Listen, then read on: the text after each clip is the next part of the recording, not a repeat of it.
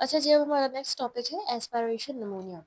Aspiration pneumonia क्या होता है? जब स्मॉल अमाउंट ऑफ ओरोफेरिंजियल सिक्रीशंस की एस्पिरेशन हो जाती है स्लीप के दौरान, इस तरह तो नॉर्मल इंडिविजुअल्स में या रेयरली डिजीज की वजह से, किसी डिजीज के सेकेंडरीली, सपोज कि पेशेंट को अगर कोमा में है, पेशेंट सीजर्स हो रहे हैं, तो उसमें जो है अगर ओरोफेरिंजियल सिक्रीशंस वो एस्पायरेट कर लेता है तो एस्पिरेशन निमोनिया डेवलप हो सकता है।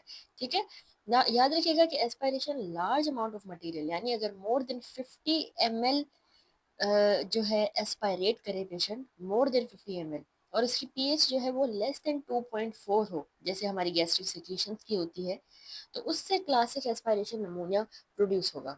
ठीक हो गया, यानी 50 ml से ज़्यादा फ्लूइड हो और पीएच उसकी लेस देन 2.4। तो कुछ पर्सिपिटेटिंग फैक्टर्स होते हैं एस्पायरेशन निमोनिया को जो पर्सिपिटेट करेंगे। उसमें अगर पेशेंट को सीजर्स हो, कोमा, ठीक है, इसी तरह ट्रैकेल इंट्यूबेशन हुई भी हो या जनरल एनेस्थीसिया दिया हो, तो वो एस्पायरेट करेगा सिक्रीशन को। नेज़ोगैस्ट्रिक ट्यूब लगी हो, कोई न्यूरोलॉजिकल डिसऑर्डर हो, डायफ्रामेटिक हर्निया विथ रिफ्लक्स, ठीक है, उसमें रिफ्लक्स होता है, ऐसे रिफ्लक्स, तो एस्पायरेशन हो सकती है। और इन्फेक्टेड ओरोफेरेंजियल कंटेंट को अगर वो एस्पायरेट कर ले during the operation of nose और throat under the general anaesthesia, ठीक है, नोज और थ्रोट में जो है इन्फेक्टेड मटेरियल होता है वो अगर एस्पायरेट कर लिया तो एस्पायरेशन निमोनिया हो सकता है। ये सारे प्री डिस्पोजिंग फैक्टर्स हैं। अब कौन से ऑर्गेनिज्म रिस्पॉन्सिबल होते हैं, इसमें इंपॉर्टेंटली याद रखिएगा, मिक्स्ड होते हैं, एरोबिक और एनएरोबिक ऑर्गेनिज्म, मिक्स्ड। एनएरोब्स में मोस्ट कॉमनली जो कम्युनिटी एक्वायर्ड केसेस हैं उसमें ई कोलाई, क्लेप्सिला, सूडोमोनास और स्टेफाइलोकोकस जो है मोस्टली हॉस्पिटलाइज पेशेंट्स में जो होता है, वो हॉस्पिटलाइज पेशेंट जो कि एस्पायरेशन डेवलप करें तो उनमें ये सारे पैथोजेंस होंगे। ठीक है, इकोला, क्लेप्सिला, सूडोमोनास एंड स्टेफाइलोकोकस। जबकि कम्युनिटी एक्वायर्ड में अगर किसी को एस्पायरेशन निमोनिया हुआ है तो वो एनएरोब्स की वजह से होगा। अब क्लिनिकल फीचर, पेशेंट इसमें भी फीवर, मलेज और वेट लॉस के साथ प्रेजेंट करेगा। ठीक है, पेशेंट को कफ होगी with the expectoration of foul smelling sputum. ठीक है, फाउल स्मेलिंग, लेकिन उसको परुलेंट स्पूटम होगा एक्सपेक्टोरेशन में, जिसका मतलब है कि कोई ना कोई एनएरोबिक इन्फेक्शन है, फाउल स्मेल ये इंडिकेट करती है। सही। फिर एस्पायरेशन नमूनिया में आपने मैनेजमेंट में क्लिंडामाइसिन देनी होती है, जो एक इंजेक्शन आता है लेडेनिसिन के नाम से, 600 मिलीग्राम आईवी 8 आवरली देना होता है। और इम्प्रूवमेंट आने के बाद हमने फिर 300 मिलीग्राम ओरली उसको ये देना है हर 6 घंटे बाद। या फिर आप ऑगमेंटेड 625 जो है वो दे दें इम्प्रूवमेंट आने के बाद 8 आवरली। ठीक है, एक ये रेजिमेंट। या हम क्या दे सकते हैं एस्पायरेशन निमोनिया में, इंजेक्शन ऑगमेंटेड 1.2 ग्राम 8 आवरली, उसके साथ मेट्रोनिडाजोल जो कि एनारोब्स को कवर करेगा, फ्लेजल जो है 500 मिलीग्राम 8 आवरली। ठीक है ना, ऑगमेंटेड और मेट्रोनिडाजोल। तो एंटीबायोटिक्स का ड्यूरेशन होता है वो जब तक कि चेस्ट एक्सरे पे हमें इम्प्रूवमेंट नहीं मिलती, जिसमें 1 महीना भी लग सकता है या उससे भी ज़्यादा टाइम, तो तब तक आपने एक्सरे के बेसिस पे फिर उसको एंटीबायोटिक्स चलाने होते हैं। और चेस्ट ट्यूब ड्रेनेज भी रिक्वायर हो सकती है अगर पेशेंट को इम्पाइमा डेवलप हुआ है। इम्पाइमा यानी पस in the abscess in the pleural cavity. ठीक है, हम चेस्ट ट्यूब लगाते हैं ताकि चेस्ट कैविटी में से फ्लूइड या एयर को जो ड्रेन करने के लिए लगाई जाती है। तो ये एस्पायरेशन निमोनिया में हम अगर इम्पाइमा डेवलप हो गई है तो उसमें फिर हमने चेस्ट ट्यूब लगाकर उसको ड्रेन करना होता है। नेक्स्ट टॉपिक है, इसमें नमूनिया इन इम्यूनो कॉम्प्रोमाइज पेशेंट एक्सप्लेन किया गया है कि पल्मोनरी इन्फेक्शन, याद रखिएगा, जो इम्यूनो कॉम्प्रोमाइज पेशेंट है उनमें बहुत ज़्यादा कॉमन होता है। ठीक है, नमूनिया यानी उनमें कॉमन है। तो इम्यूनो कॉम्प्रोमाइज पेशेंट में डिफाइन इम्यूनो कॉम्प्रोमाइज पेशेंट ही हम उसको कहते हैं जिसका जो है न्यूट्रोफिल काउंट लेस देन 100 पर माइक्रोलीटर हो। ठीक है, या फिर जो है वो पेशेंट प्रेडनिसोलोन ले रहा है over the dosages of over 5 milligram per decilitre, वो प्रेडनिसोलोन लेता है। या फिर पेशेंट को डिजीज है जो कि डिफेक्ट करवा रही है सेल्यूलर या ह्यूमोरल इम्यूनिटी के, जैसे एड्स जैसी डिजीज। ठीक है, तो ये क्राइटेरिया डिफाइन करता है कि पेशेंट इम्यूनो कॉम्प्रोमाइज्ड है। न्यूट्रोफिल का काउंट और प्रेडनिसोलोन का यूज, इसके अलावा कोई सेल्यूलर या ह्यूमोरल इम्यूनिटी को में डिफेक्ट प्रोड्यूस करने वाली डिजीज लाइक एड्स। ठीक है, इम्यूनो जो एक्वायर्ड इम्यूनो डेफिशिएंसी सिंड्रोम है। अब कौन सा ऑर्गेनिज्म यहाँ पे रिस्पॉन्सिबल है, यहाँ पर जो है ग्राम नेगेटिव बेसिलाई जो है जैसे सूडोमोनास, ये नमूनिया करवाएगा। ठीक है, अपॉर्चुनिस्टिक ऑर्गेनिजम्स में न्यूमोसिस्टिस कार्नी, साइटोमेगालोवायरस, वायरल और फंगल इन्फेक्शन, ये एड्स में अपॉर्चुनिस्टिक इन्फेक्शन होता है तो ये पैथोजेंस भी नमूनिया कॉज कराएंगे। ट्रीटमेंट हमने इम्यूनो कॉम्प्रोमाइज्ड पेशेंट्स में सेफ्टेजिडीन या फिर हम सिप्रोफ्लॉक्सासिन, इनके साथ हमने वेनकोमाइसिन ऐड करके देनी होती है, या सेफ्टेजिडीन के साथ या सिप्रोफ्लॉक्सासिन। लास्ट में एक टेबल है जिसमें नमूनिया की कॉम्प्लिकेशंस लिखी हुई हैं सारी।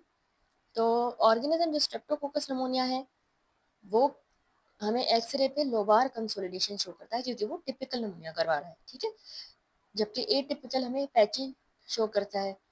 तो अब स्ट्रेप्टोकोकस नमूनी कॉम्प्लिकेशन जो करवाएगा अगर अनट्रीटेड रहा या सिवियर हुआ इन्फेक्शन, तो उसमें मेनिंजाइटिस, एंडोकार्डाइटिस, पेरिकार्डाइटिस, सेप्टिसीमिया, इम्पाइमा, ठीक है, ये कॉम्प्लिकेशन आपने याद रखनी है।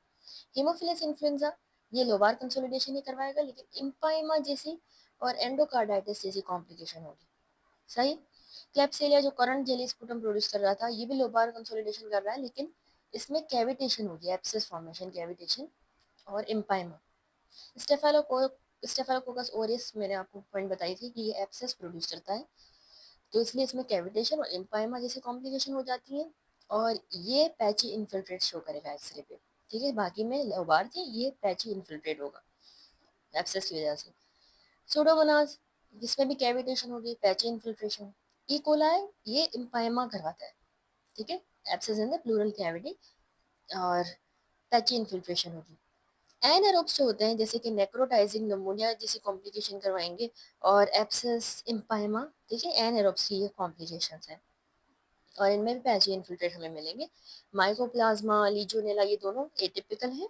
माइकोप्लाज्मा में हमें स्किन रैश, बुल्लस माइरेनिजाइटिस यानी टिम्पैनिक मेम्ब्रेन की वेजाइकल्स जो है मिलती है। हीमोलाइटिक अनीमिया भी माइकोप्लाज्मा करवाता है, तो इसमें बहुत ज़्यादा एक्सटेंसिव पैची इन्फिल्ट्रेट्स मिलेगा एक्सरे पे। लीजियोनेला में इम्पाइमा, कैविटेशन, एंडोकार्डाइटिस, पेरिकार्डाइटिस ये कॉम्प्लिकेशन हो रही है, लेकिन ये पैची या लोबार कंसोलिडेशन करवा सकता है चेस्ट एक्सरे पे, ठीक है। तो ये डिफरेंट पैथोजेंस हैं, उनकी कॉरेस्पॉन्डिंग कॉम्प्लिकेशन जो ये करवाएंगे और एक्सरे फाइंडिंग्स क्या होंगी। नेक्स्ट जो है लास्ट में टॉपिक कंप्लीट करने से पहले यहाँ पर केस प्रेजेंटेशन है लॉन्ग केस नमूनिया का। क्या होता है कि most of the lung diseases जो हैं, मोस्ट ऑफ जो केसेस होते हैं लंग नमूनिया के वो न्यूमोकोकल नमूनिया ही होता है, तो इसीलिए हमने न्यूमोकोकल नमूनिया का केस प्रिपेयर करना होता है लॉन्ग केस के लिए, और हर क्वेश्चन जो है हमने इसी से ही रिलेटेड कंसीडर करना होता है, ठीक है, related to pneumonia in context of pneumococcal pneumonia until examiner specifies the other particular type, जब तक कि वो आपको एग्जामिनर कोई और particular type of pneumonia specify करके नहीं बताता, वरना आपने ज़्यादातर नमूनिया के केसेस में स्ट्रेप्टोकोकस नमूनिया, उसके फीचर्स वो सभी कंसीडर करना होता है, ठीक है। तो हॉस्पिटल एक्वायर्ड या नोजोकोमल नमूनिया ये एग्जामिनर्स का बहुत इंपॉर्टेंट और फेवरेट क्वेश्चन होता है, और वो टॉपिक आपने अच्छे से याद करना है। उसमें जो पेशेंट फैक्टर्स थे, हॉस्पिटल फैक्टर्स थे, क्लिनिकल फीचर्स, इन्वेस्टिगेशन, मैनेजमेंट सारी इंपॉर्टेंट है, ठीक है। अब हिस्ट्री जब भी आप नमूनिया के पेशेंट से लेंगे तो आपने हमेशा डिस्टिंग्विश करना होता है community acquired versus hospital acquired नमूनिया को, ठीक है। आपने पेशेंट की एज को भी कंसीडर करना है और पैथोजन को भी कंसीडर करना है कि कौन सा पैथोजन इसमें रिस्पॉन्सिबल हो सकता है जब भी आप हिस्ट्री लेंगे नमूनिया की। प्रीडिस्पोजिंग फैक्टर आपने कंसीडर करने हैं जिसकी वजह से उसको नमूनिया हुआ है। आपने पेशेंट से उसके सिम्टम्स पूछने हैं, फीवर, चिल्स, कफ, स्पूटम, चेस्ट पेन, ठीक है, और सिवियरिटी ऑफ इलनेस को भी आपने असेस करना है, ठीक है। सिवियरिटी ऑफ इलनेस मैंने आपको इंडिकेशंस में जो है इंडिकेशन ऑफ हॉस्पिटलाइजेशन उसमें आपको एक्सप्लेन किया। देन हिस्ट्री के बाद जब आप फिजिकल एग्जामिनेशन पे आएंगे तो आपने सबसे पहले पेशेंट की जनरल फिजिकल एग्जामिनेशन करनी है जिसमें आपने उसके वाइटल्स देखे, blood pressure, pulse, temperature, respiratory rate, और इसके अलावा अब हर्पिस लेबियालिस की भी जो है देखेंगे, एग्जामिन करेंगे। साइंस तो नहीं है क्योंकि वो वायरल पैथोजन है जो कि नमूनिया का कॉज बनता है। अब रेस्पिरेटरी सिस्टम की एग्जामिनेशन में आपने इंस्पेक्शन, परकशन, अस्कल्टेशन की। इंस्पेक्शन में आपने चेस्ट की मूवमेंट्स देखी नमूनिया वाले पेशेंट में, ठीक है, तो आपको स्लो मिलेंगी, डिक्रीज मिलेगी। परकशन परकशन नोट आपको कैसा मिल रहा है, रेजोनेंट है, इम्पेयर्ड है या डल है, ठीक है। इसके अलावा अस्कल्टेशन पे आपने टाइप ऑफ ब्रीदिंग देखी, वेजिकुलर है या ब्रोंकियल ब्रीदिंग है, या फिर आपको क्रेपिटेशंस मिल रही हैं, ठीक हो गया। तो एग्जामिनेशन बाकी सिस्टम्स की भी की जाती है ताकि हम नमूनिया की जो कॉम्प्लिकेशन डेवलप हो रही है उनको रूल आउट करें, ठीक है। तो हम बाकी सिस्टम को भी कर लेते हैं एग्जामिन। लास्ट में आता है अब मैनेजमेंट। इनिशियल तो हमने हमेशा नमूनिया के पेशेंट को इनिशियल या एम्पिरिक ट्रीटमेंट देना होता है कम्युनिटी एक्वायर्ड नमूनिया वाले में, जैसे कि क्लेरिथ्रोमाइसिन है एम्पिरिक थेरेपी में। स्पेसिफिक ट्रीटमेंट जब पैथोजन का पता लग गया कि भाई ये लीजोनेला है या स्ट्रेप्टोकोकस निमोनिया है, तो उस हिसाब से फिर हम देंगे ड्रग। और ड्रग्स के साइड इफ़ेक्ट्स जो है वो भी यूज़ किए जा सकते हैं फॉर दिस इलनेस।